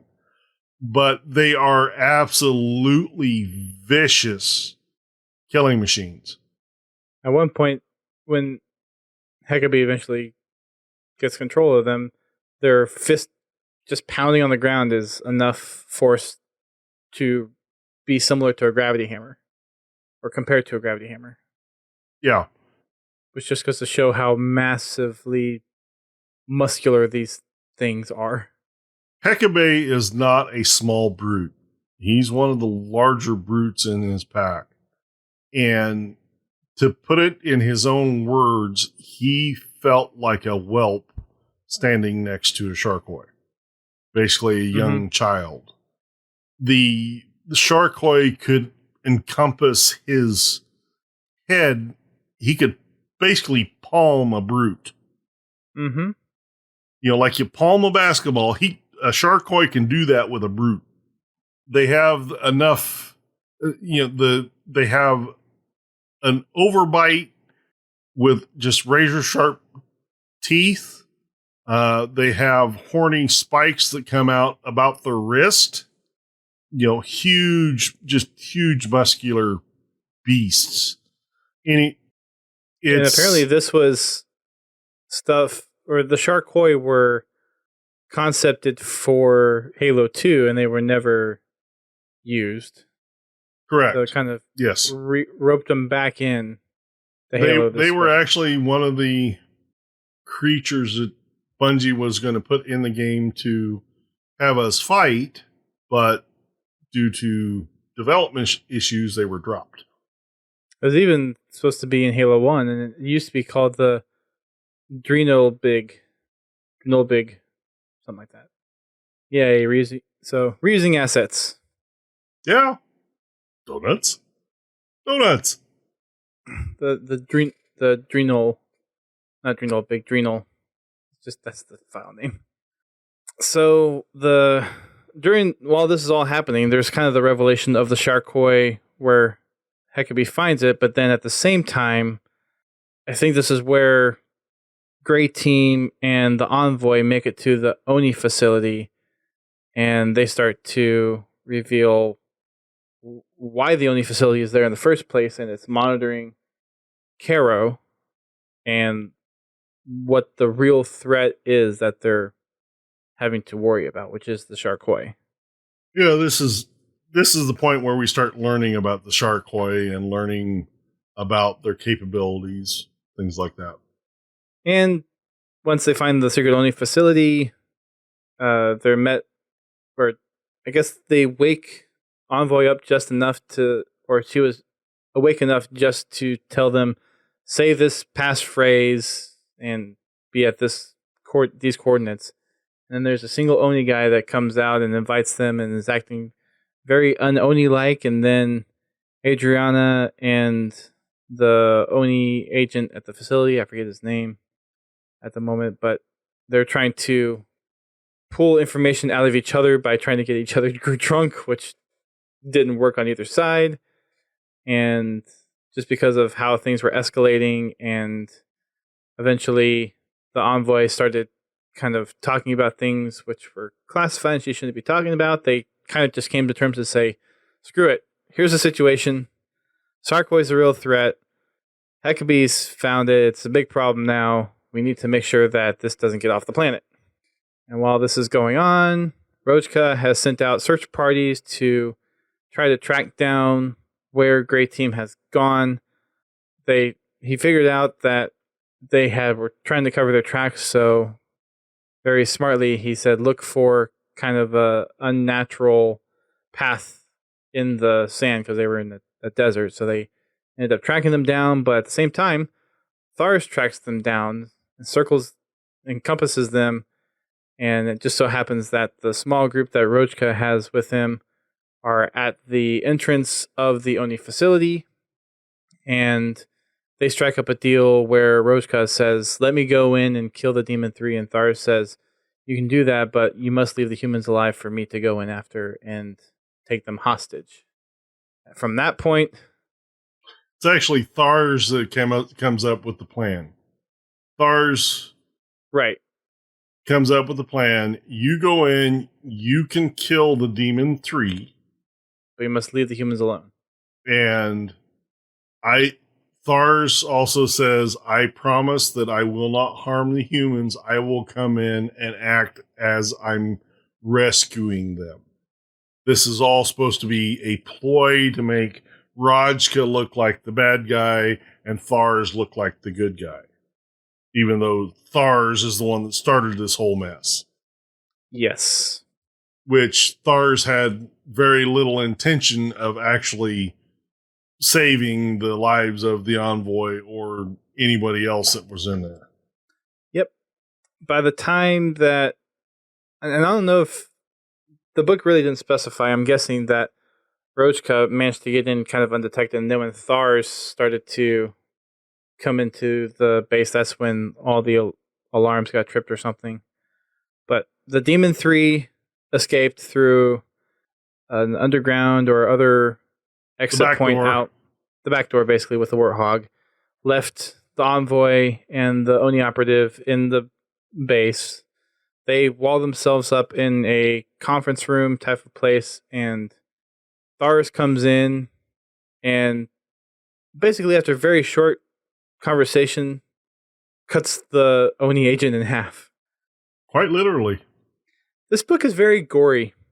Yes, very violent. It is. Very descriptive. Yes. But Thars comes in looking for the Demon 3. He wants to know where they went. And, of course, the Oni agent and the Envoy refuse to tell him that. And Rajka, the way this works, I believe Rajka... Because one of them basically blow the door off the facility with explosives. And I think the way this works is Thars blows the door off of the facility, or... No, wait a minute. The front door, basically. Rajka blows the door off the facility and then hides. waits for Thars to go inside, and then follows him in with his active camo on. Because Thars comes charging in, expecting to find Rajka there, and he doesn't, and it throws him for a loop. That's why he moves directly to the Demon 3. He wants to know where they went. And Rajka is basically just standing back waiting to see what Thars does.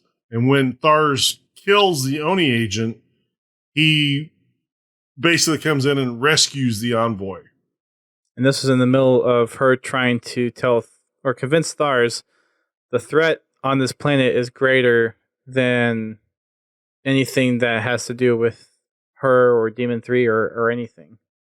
And of course, he's not listening to reason. Yeah, he's trying to, he's just blowing her off. Stupid human type deal. He thinks that he's this invulnerable big shot. Yeah. In the way she puts it, he's asking her where the Demon 3 is, and she's like, the question should be, you should be asking is, why is Hekabe on the planet? And what are the Shakoi? And what are the Sharkoi? I think it was at that point where he started to, or kind of made the moves to kill her or something like that, and then he was just getting more and more frustrated. Yep, Rojka rescues her. Thars retreats. And did he have other camo elites with him at the time? Yes. I believe there were 3 of them, him and 2 others. They run and escape. They had a drop ship. Apparently, some of his crew rescued a drop ship from his destroyer and came and picked him up. And he said, tell me more about the Sharkoi. Well, Rajka basically goes, I heard you say that Thars was asking the wrong question. And he looks at the Envoy and says, what question should I be asking? And then she does the spiel on the Sharkoi, which, at first he doesn't believe her. But as things go on, then he starts believing her. At this point in time, the Sirakans actually mount an offensive against the Brutes. And they are actually successful in destroying the ship that's been hanging over the city, the Phobane, by dropping 3 asteroids on it. It's so cool how they did that. So they basically took some of their ships that were hidden, dragged asteroids that were in orbit in a target trajectory to hit the ship, and they mentioned that if the ship moved, it'd basically be extinction level explosion. Yeah, pretty much. But they hit their target, all 3 of them, and the ship goes down. Yep. And it's the whole maneuver is look over here, not over there, over here. Look this way, over here. They basically are running distraction techniques to make sure that the sensor operators on the ship are looking to the left and not to the right. And it worked brilliantly. And it did work. Unfortunately, it was too late because Hekabe had already started to release Sharkoi. Yeah, should we talk about the Vertex? We can, because it kind of pertains to what is going on. So, at this point, the artifact that Hekabe found on Installation 01 is the mechanism that allows him to control the Sharkoi. And this thing drills down into your brain and kind of puts you in kind of this separate network that has other memories of past users in there and kind of a wisp of slush that allows him to actually see through the Sharkoi's eyes. And this thing is very barbaric in nature because it's basically meant to be, if you put this thing on, you're wearing it until you die. Mm-hmm. It very, very physically interacts with the host. It becomes part of the host's skull. And it has these weird jut out of metal and everything. It has tentacles that bore down into your brain to make physical connections. And it keeps boring down until you just like let go and you become part of the network of other memories that are in there. And there's this voice in the vertex that basically tells him to relax because he's trying to maintain control. He's trying to control the Sharkoi with his own will, but there's a other presence in there that says, just let it take over. And at that point, he lets it take over, and then he's in full control of the Sharkoi. Very gruesome. Yes, very gruesome. Well, at this point, you can imagine what happens next. He unleashes the Sharkoi on the city, and they pretty much tear through everything. About the only real effective weapon they have against the Sharkoi are high explosives, like rocket launchers. Yep. Small arms have no effect on them. It just basically pisses them off. The Spartans are making their way to Shiraka. They come across a patrol. After shooting down a few Banshees and dropships and Phantoms and that stuff. Well, a couple of Banshees. Let's not oversell this. I mean, come on. Was it just Banshees? Okay. Yeah, I thought there was like a dropship or something. No, there's 3 Banshees actually. Adriana takes down one, and the scout team takes down the other 2 with rocket launchers. They take the Gray team captive. Into custody, essentially. Which is ironic. Funny. They play along, though. They play along. They as Jai puts it, above board with them. They get them back to a base. Of course, the governor hears about it, and they meet. The Spartans are talking to the governor about what they know, and about this time, got a quick invite with the governor because the person that took them in captivity is obviously they don't like UNSC presence there, but they understand that if a Spartan is there to help with something, there's probably a really bad thing happening. Yeah. So smart people on Caro. Soroccans are smart people. There's a lot of vengefulness towards the UNSC. And it's very prevalent throughout the book. They are not happy about UNSC anything, which I find very interesting with the way some of the decisions that were made. But they come up with a plan to take care of the Sharkoi. They figure out that Hecate is controlling them. So they set up to have Adriana take a sniper shot at him. But while Gray Team is explaining this to the governor, the envoy shows up with Rajka and his elites at the border wanting to come in so they can help. And the all coming together. Spartans actually vouch for the envoy and the elites, which was kind of interesting because those elites have been trying to kill them. But the envoy convinces Rajka to put that aside and we need to focus on this.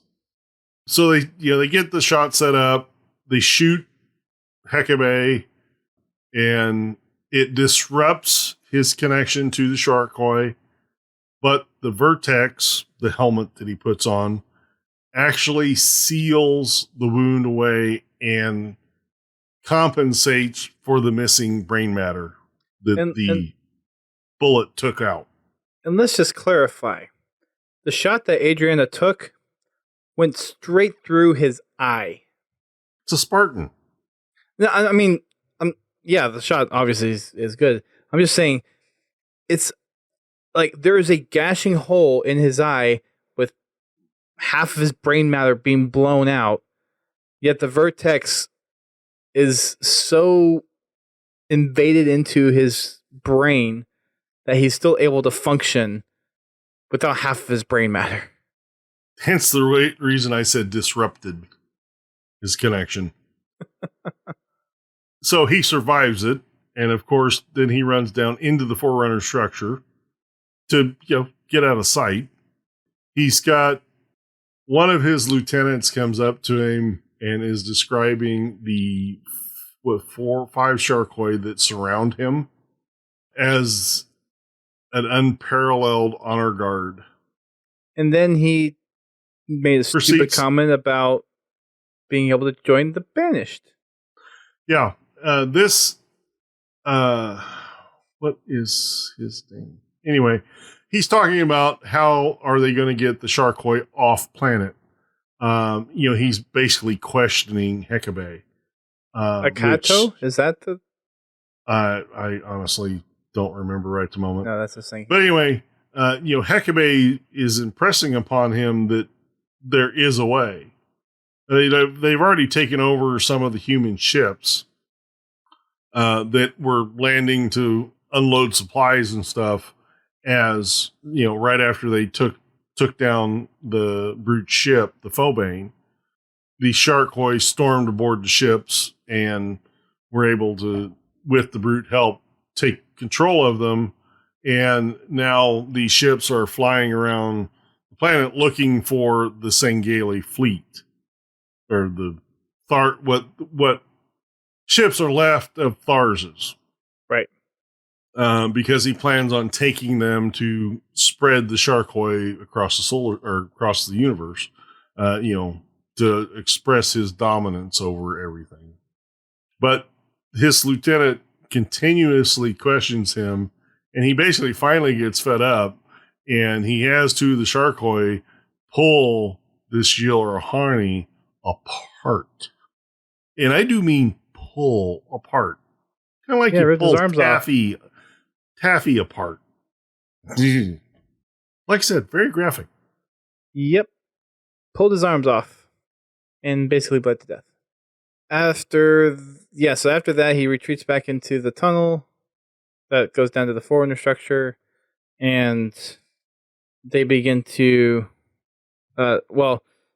Governor Ellis goes back down to the bunker and starts discussing with her researchers on the way to possibly stop Hecabe, while Rojka and Envoy try to come up with their own plan, which involves talking to Thars to try to convince him to get his ships out of orbit or to destroy the ship's slipspace drives so that Hecabe couldn't take the Sharkoi off the planet. Yeah, the Envoy's purpose is basically keep the Sharkoi confined to the planet. So they come up with that idea. Thars says, or Rojka tells Thars, you can pick the place. We will come to you to discuss. And Thars' conditions were to bring the Demon 3 and the Envoy. So they ended up going out there to the rally point where Thars specified. And of course, Thars doesn't come alone. He has an army of 12 or 20 other elites with him, and they completely surround Rojka and then the Spartans and the Envoy. And as a gesture of peace, they all lay down their weapons, and Thars starts to kind of pace around them, not budging at all in the fact that he doesn't really understand the actual threat that's happening. And Rojka and the Envoy are trying to convince him of that. And when he doesn't really seem to budge, that's when a little surprise pops out. Turns out that Rojka still had some of his allied elites walking around in the desert and didn't make it back to Rak. So they secretly conveyed the information to them, and 3 of his camoed elites started taking out Thars's elites until only Thars remained. Mm-hmm.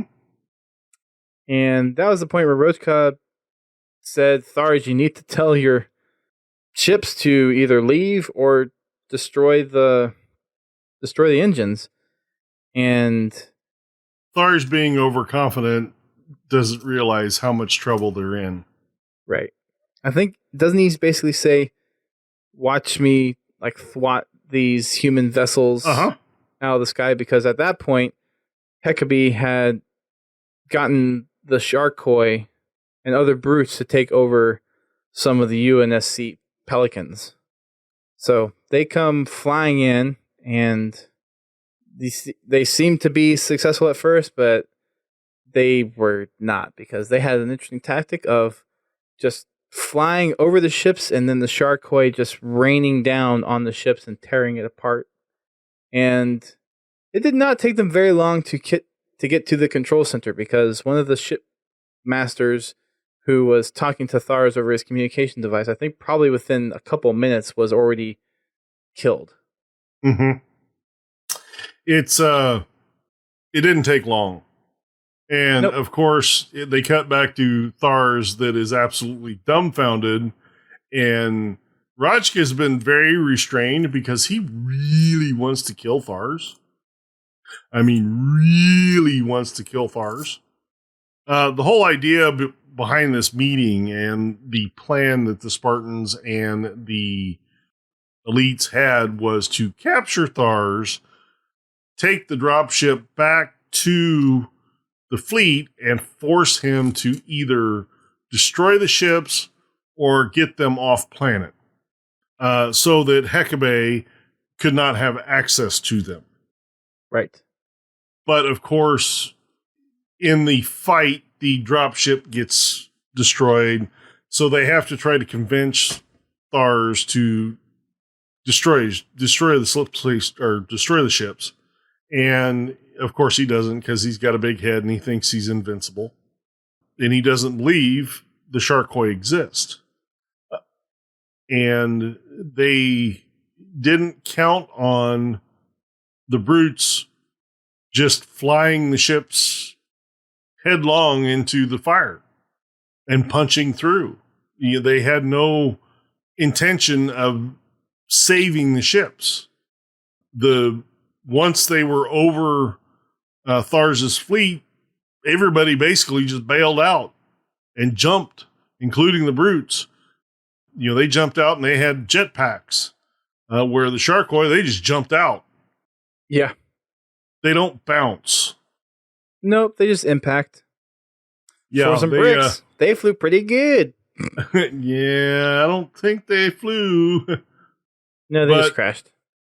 So they take over the ships, and then they get back and they go back to the humans, and they've kind of figured out magically how they could disrupt the connection between Hecabe and the Sharkoi. So they determined that they are going to take their nuclear weapon that they're using as a battery and connect it to a Gauss cannon to make an EMP gun. Yes. Okay. Sure. It works. Because this is plausible. I'm not a nuclear physicist, so I can't tell you. So they come up with a plan. They do make the gun, and by now the Spartans and Rajka have returned to the city because their plan failed. They come up with a plan that they're going to take an airdrop into the Forerunner structure. Because who would be crazy enough to airdrop into the enemy's base of operations? Spartans. Well, they got an idea from somewhere. I mean, and this is where, what's the stupid bike's name? Jackrabbit. The Jackrabbit shows up. So we've not only had Halo 5 references, we've had Halo Wars 2 references as well. Mm-hmm. But they mount this Gauss cannon on the back of a Jackrabbit, which is, for those of you that don't know or haven't played Halo Wars, it's basically a backwards three-wheeler. It's got two wheels in front, one wheel in back. They airdrop into the structure. Elise and the Envoy go with them, along with a detachment of militia to help try to get the Spartans to Hecabe, which he's in the bottom of this structure. They make it in okay. One of the militia is injured. He breaks a leg. So they just started and they've already got one person down. Mm-hmm. The way the structure is constructed, basically you have a long spiral staircase that goes down into the depths. They make their way down to the bottom where they come to a light bridge. And as they approach the bridge, they look across and there are Sharkoi. Guarding Hecabe. Yeah, Rajka comes up with a brilliant plan of, I'll be the distraction. So he charges in. Of course, that becomes a direct threat to Hecabe. So Hecabe being, I would guess, inexperienced, pulls the Sharkoi back to protect himself, which in turns gives the Spartans an opening to attack. Big fight breaks out. Rajka stands his own against several Sharkoi.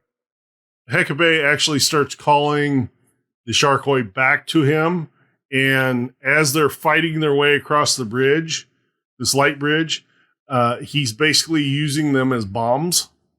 He has them jumping off the ramp and landing on the bridge. He basically using them as bio bombs, I guess you would call them. Basically just trying to splatter.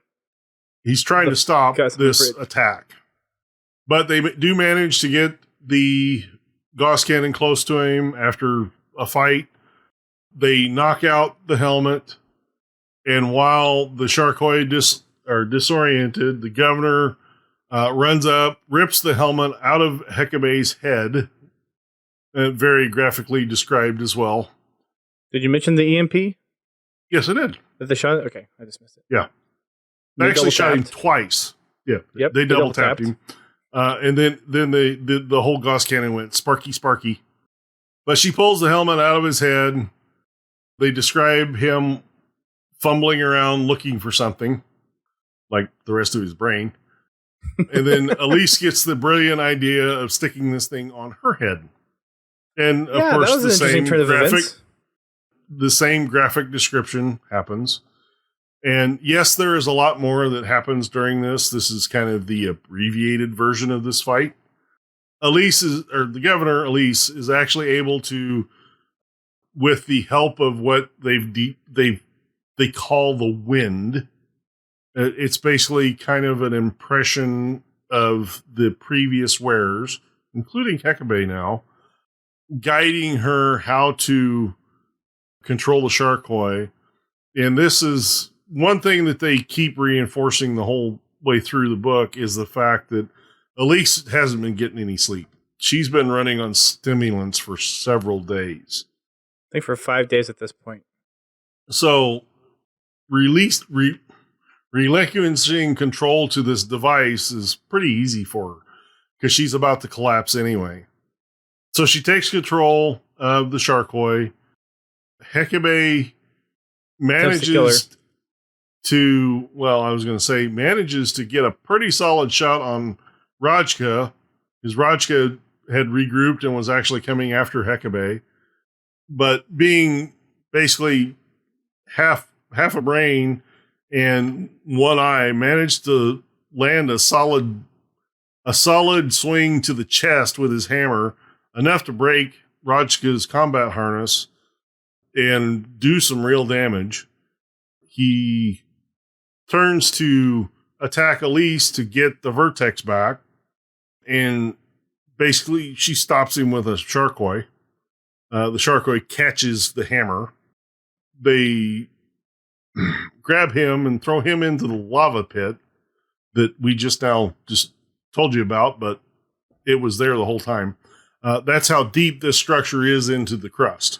It's basically just above the mantle. Not the responsibility one. Yeah, not the responsibility one. The molten mantle. The molten stuff. She throws him in that, and they describe how he's reflecting on how close he came to achieving his goals as he falls to his death. She manages to detain 3 Spartans and Rajka, where Hekabe couldn't. And Amazing. the Envoy. Well, the envoys, all the Sharkoi's got to do is stand there and say, come on. But anyway. True. She starts to call all the Sharkoi back to the facility. Any of them that are close enough. The ones that are aboard the ships, she has them destroy the ships. They basically crash and burn. And eventually she lets the Spartans and Rochka and them go. And she basically says, I'm taking care of this once and for all. Yeah. Protecting my planet. She's going to detonate the nuclear weapon in 10 minutes. There are several stories below ground, and she gives them 10 minutes to run to the top.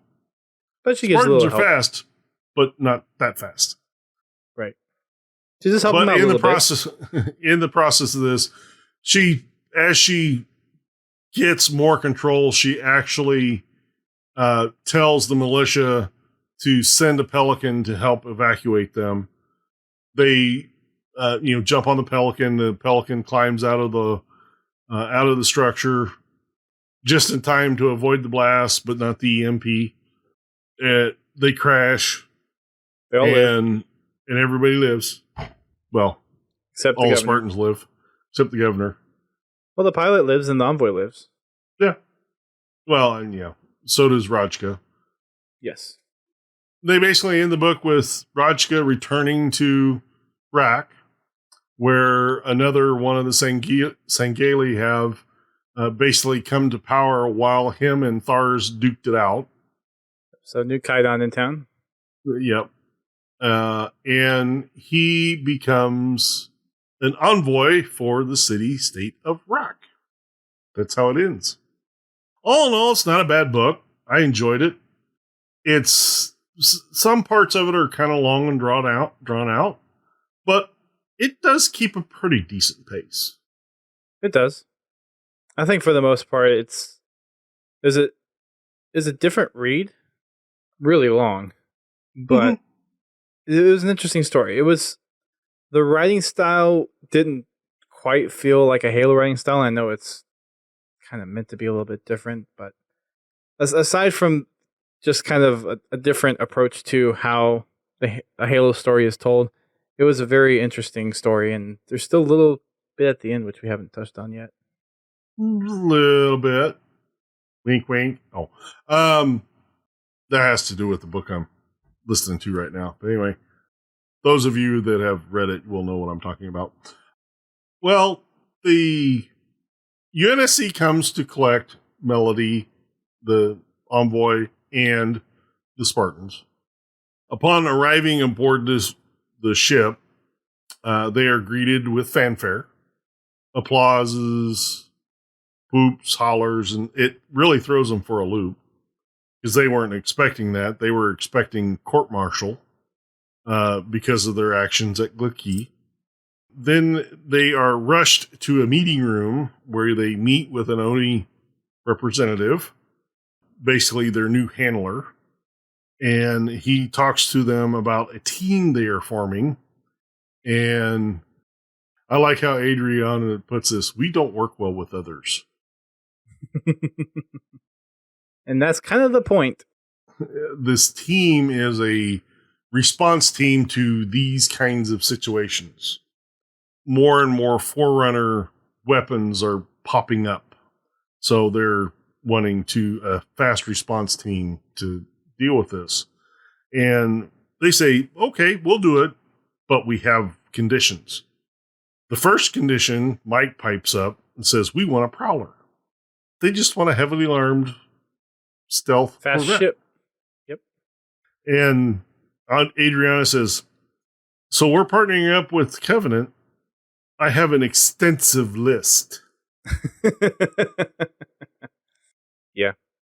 Then they cut away from that conversation and they talk about the Envoy and how she's having trouble dealing with what's happened over the last week and a half. Not sleeping, and they actually kind of show more of a human side of Adriana about showing a little compassion for the Envoy. And then after that, they cut back to the Oni agent, and he's going back into the conference room. And when he enters the conference room, there's somebody there. One Saren Osman.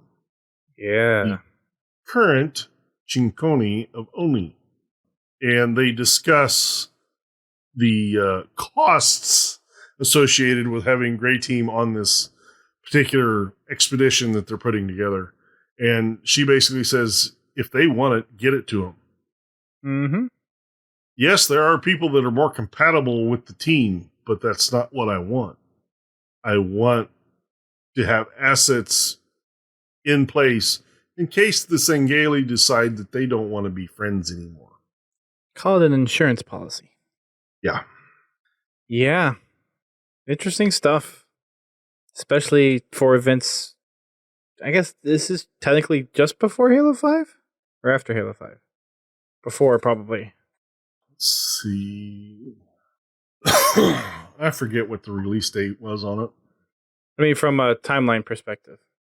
Because Halo 5 was 2558. Yeah.